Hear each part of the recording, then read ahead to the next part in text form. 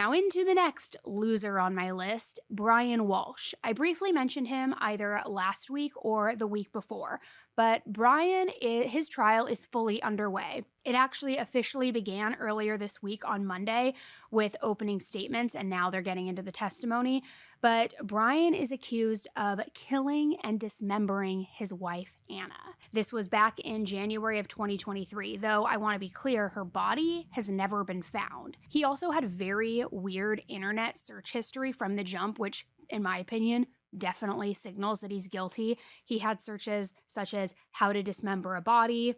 Can you be charged with murder without a body? Can somebody be identified through broken teeth? I mean, a lot of very gruesome searches where it's like, hi, nobody's searching that unless you're actively trying to get away with murder or you're, planning a murder. So before the jury selection began, Brian had pleaded guilty to 2 related counts involved in this trial, but not the main one. He pleaded guilty to misleading police and also unlawful disposal of a body. However, he's currently now standing trial for first-degree murder charges, which let me just pause there for a moment. He pled guilty to misleading the police and unlawful disposal, which, okay, yes, that is a lesser crime than homicide, obviously. But what's the story going to be that the defense spins during this? That she accidentally died and that he just panicked and then covered it up and disposed of her body and then looked up, can you be charged with murder without a body?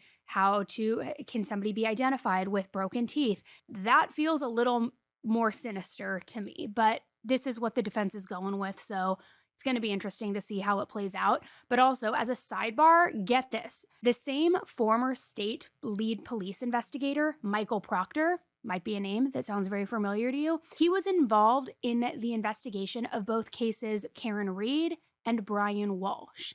As a reminder, he was later fired by the state police after some really horrible text messages surfaced and just like some piss poor mishandling of the Karen Reed case in general.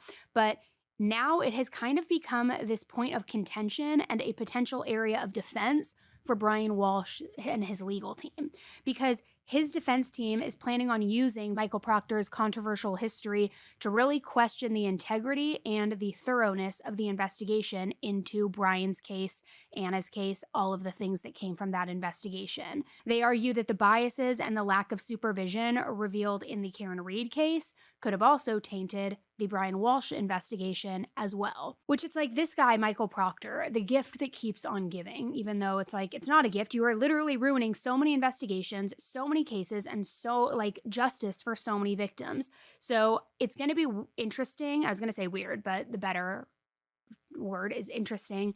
It's going to be really interesting once it gets to that point in the trial, what the defense tries to say about Michael Proctor's involvement in Brian Walsh's case. And by the way, this is happening in the same county, same courthouse. In fact, Judge Cannoni, the judge that was over the Karen Reed case, she was also supposed to be the judge in Brian Walsh's case, but then they ended up switching it for whatever reason. But it's all going down. It's like everybody seeing Fanny Elise spinning on the ceiling of that courtroom. I mean, it's going down right now. So I will put a link to our deep dive on the Brian case so that you can get fully caught up, because this trial is already exploding. That way you can follow along. And do me a favor, if you do want weekly recaps or maybe even bi-weekly recaps, like every Friday, where we recap in a quick 20-minute episode everything that happened that week during the trial, the big bombshells, big takeaways. If you're interested in keeping up with it that way, we definitely can do it. So just let me know either in the comment section on YouTube or the Q&A section on Spotify so that we know if we should be doing that or not. And we'll see what happens. I am confident that he will be found guilty. I just think that there is way too much evidence against him. Although, yes, I guess circumstantial, considering a body has not yet been recovered, but we'll see what happens.